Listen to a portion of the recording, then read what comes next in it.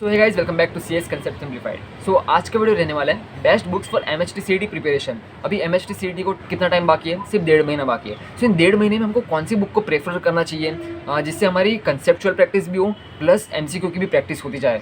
So guys, इस video में इसी के ऊपर डिस्कस करने वाले हैं। So let's begin. गाइस, सबसे पहले आपको इस वीडियो को एंड तक देखना है, कोई भी चीज़ मिस आउट मत कर देना। सो एमएचटी सीईटी का प्रिपरेशन के 2 स्टेजेस होते हैं। सबसे पहला स्टेज होता है आपको कंसेप्ट और थियरीज का पढ़ना। उसके बाद वही जो कंसेप्ट और थियरी पढ़ी उसको अप्लाई करना in the form of MCQ questions. So MHT CET is purely MCQ based exam. वहाँ पे आपको स्क्रीन पे एमसीक्यू हो गए, आपको एमसीक्यू को टिक मार्क करना होता है। सो गाइज, एमसीक्यू की प्रैक्टिस कहाँ से होगी? उसके लिए 2 सबसे बड़े पब्लिकेशन है फेमस, वो है आपके Arian publication and target publication. सो इन्हीं 2 बुक्स के आपको प्रैक्टिस करनी है, उसके ऊपर हम बाद में डिस्कशन करेंगे। सबसे पहला डिस्कशन आता है थियरीज और कंसेप्ट कहाँ से पढ़े। So guys, MHT CET preparation में सबसे मोस्ट इंपॉर्टेंट, सबसे बेस्ट बुक है वो है आपकी महाराष्ट्र बोर्ड के टेक्स्ट बुक इटसेल्फ।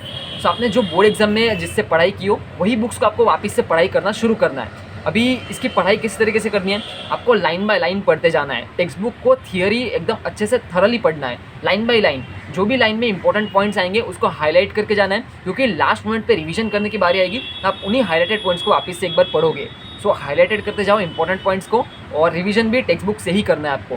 क्यों? क्योंकि एमएचटी सीईटी में जो भी चीज़ें आएगी वो आपकी टेक्स्ट बुक से ही आएगी। टेक्स्ट बुक के बाहर का एमएचटी सीईटी कुछ भी नहीं पूछती। सो टेक्स्ट बुक आपका ब्रह्मास्त्र है, आपको इसको एकदम अच्छे से यूज़ करना है। सो अगर आपने अभी से प्रिपरेशन नहीं स्टार्ट की हो तो आज से स्टार्ट कर दो, टेक्स्ट बुक को पढ़ना शुरू कर दो। आपके पास पूरे 1.5 महीना है। इन 1.5 महीने में आप आराम से 90 से 95 प्लस परसेंटाइल ला सकते हो। आपको सिर्फ टेक्स्ट बुक को अच्छे से रीड करना है, एग्जाम्पल्स को सॉल्व करना है, फिर इन टेक्स्ट क्वेश्चन में आपको एमसीक्यू वाले क्वेश्चन करने हैं। थियरी वाले क्वेश्चन मत करना, सिर्फ एमसीक्यू क्वेश्चंस को करना है। उसके बाद प्रैक्टिस मटेरियल आता है, वो आपके अरियन तो टारगेट संभाल लेते हैं, बट थियरी और कंसेप्ट आपको सिर्फ टेक्स्ट बुक से ही करना है। याद रखना, जो भी सीईटी में आएगा टेक्स्ट बुक से ही आएगा। सो टेक्स्ट बुक को एकदम अच्छे से पढ़ाई। अब बात करते हैं स्टेज 2 ऑफ प्रिपरेशन, वो है आपका प्रैक्टिस सेशन। तो अभी अब मार्केट में दोनों बुक्स बहुत पॉपुलर हैं, एक है अरियन और एक है टारगेट। अभी बहुत सारे बच्चे कंफ्यूज हो गए, भैया कौन सी बुक ले, 1.5 महीना बाकी है, हमको बुक्स खरीदनी है फॉर प्रैक्टिस के लिए, तो अरियन ले या फिर टारगेट ले, कौन सी बुक ले? सो अभी इस वीडियो में हम इसी के ऊपर डिस्कस करने वाले हैं। सो गाइस, सबसे पहले बात करते हैं अरियन पब्लिकेशन की। सो अरियन पब्लिकेशन में क्या है, एकदम लिमिटेड क्वेश्चन है, टू दी पॉइंट क्वेश्चन है और कंसेप्चुअल क्वेश्चन है।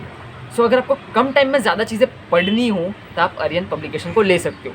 बट याद रखना, Arihant publication is not for JEE mains. अगर आप जेई मेंस के सेकेंड अटेम्प्ट की तैयारी कर रहे हो तो अरियन पब्लिकेशन आपके लिए नहीं है। अरियन पब्लिकेशन की सिर्फ सीईटी के लिए ही काम आएगी आपको, क्योंकि इसमें सिर्फ कंसेप्चुअल क्वेश्चन रहेंगे, टू दी पॉइंट क्वेश्चन रहेंगे, जो सीधा मतलब आपने जो टेक्स्ट बुक की लाइन पढ़ी होगी उसी लाइन से आपको क्वेश्चन बना के मिल जाएगा, जिससे आपको मालूम पड़ेगा आपने जो पढ़ा वो आपको याद है या नहीं। So that's about Arihant publication. So कम टाइम में ज़्यादा चीज़ें पढ़नी हो तो अरियन लेना, और अरियन में एकदम to the point question, conceptual question, बस। तो अब बात करते हैं most famous publication, that is target publication. So target publication में क्वेश्चंस किस तरीके से दिए जाते हैं, स्टेप बाय स्टेप दिए जाते हैं। सो अगर आपने कोई भी एक चैप्टर खोला, उस चैप्टर में कंसेप्ट 1 तो उस कंसेप्ट के क्वेश्चन मिलेंगे, कंसेप्ट 2 उस कंसेप्ट के आपको क्वेश्चन मिलेंगे। सो टारगेट पब्लिकेशन में एकदम स्टेप बाय स्टेप होते हैं, और टारगेट पब्लिकेशन में क्वेश्चन का जो सेट होता है वो 3 लेवल में डिवाइडेड होता है। सबसे पहला होता है क्लासिक, उसके बाद क्रिटिकल और उसके बाद कॉम्पिटेटिव सेक्शन। सो क्लासिक में क्या होता है, एकदम बेसिक क्वेश्चन, जो आपने थियरी पढ़ी वही लाइन पूछ ली आपको। फिर क्रिटिकल में आपको थोड़ा बहुत सॉल्विंग हो गया या फिर थोड़ा बहुत सोचना है, फॉर्मूला को अप्लाई करना, उसमें क्रिटिकल सेक्शन में आएगा। और बाद में आता है कॉम्पिटिटिव सेक्शन, जिसमें आपके प्रीवियस ईयर के जितने भी क्वेश्चंस होते हैं वो दिए जाते हैं। उसमें एमएचटी सीईटी के भी दिए जाएंगे, फिर वेस्ट बंगाल सीईटी के भी दिए जाएंगे, गुजरात सीईटी के भी दिए जाएंगे। तो जितनी भी सीईटीज़ होती है उन सीईटीज़ में जो भी क्वेश्चंस होते हैं रिलेटेड टू दैट टॉपिक वो आपको दिए जाएंगे कॉम्पिटिटिव सेक्शन में। सो टारगेट का वही एक बहुत अच्छा पॉइंट है कि इसमें क्वेश्चंस 3 सेट में डिवाइडेड होते हैं। सबसे पहला क्लासिक, उसके बाद क्रिटिकल, उसके बाद कॉम्पिटेटिव हर एक को सॉल्व करना है। क्लासिक अगर आपको करना है तो कर देना, एकदम इजी होता है, फटाफट हो जाता है।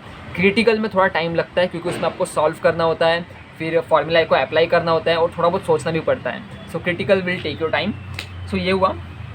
सो टारगेट पब्लिकेशन में आप ऑलमोस्ट समझ सकते हो, फिजिक्स में 7000 प्लस क्वेश्चन है, फिर केमिस्ट्री में 4000 प्लस क्वेश्चन है टारगेट पब्लिकेशन के। सो समझ सकते हो किस लेवल की बुक है, इसमें ढेरों सारे क्वेश्चन ही भरे रहेंगे। सो आपको कंसेप्ट टेक्स्ट बुक से करना है, प्रैक्टिस टारगेट से करनी है अगर आप टारगेट ले रहे हो तो। सो गाइज, अगर अभी वापस कन्फ्यूजन वहीं पे आ रहा है, भैया टारगेट ले या फिर अरियंत ले, कौन सी ले? सो गाइज, अगर आपकी प्रैक्टिस बहुत अच्छे से हो चुकी है, आपको थियरीज एकदम अच्छे से आती है, कंसेप्ट एकदम अच्छे से आती है, गो फॉर टारगेट पब्लिकेशन। क्यों टारगेट लेना है? टारगेट में आपको ढेरों सारे क्वेश्चन मिल जाएंगे, प्लस आपको दूसरी सीईटीज़ के भी क्वेश्चन मिलते हैं, जिसमें बाहर की मतलब गुजरात की सीईटी हो गई, वेस्ट बंगाल की सीईटी हो गई, तो उसमें जिस लेवल के क्वेश्चन आते हैं वो भी आपको मिलेंगे, प्लस महाराष्ट्र की सीईटी के क्वेश्चन भी मिलते हैं पीवाईक्यू के, प्लस आपको क्रिटिकल सेक्शन मिलता है, क्वेश्चन सेट डिवाइडेड मिलते हैं। सो वहाँ से आपकी एकदम अच्छे से प्रैक्टिस हो सकती है अगर आपका कंसेप्ट और थियरीज अभी तक पूरा पढ़ के हो चुका है तो।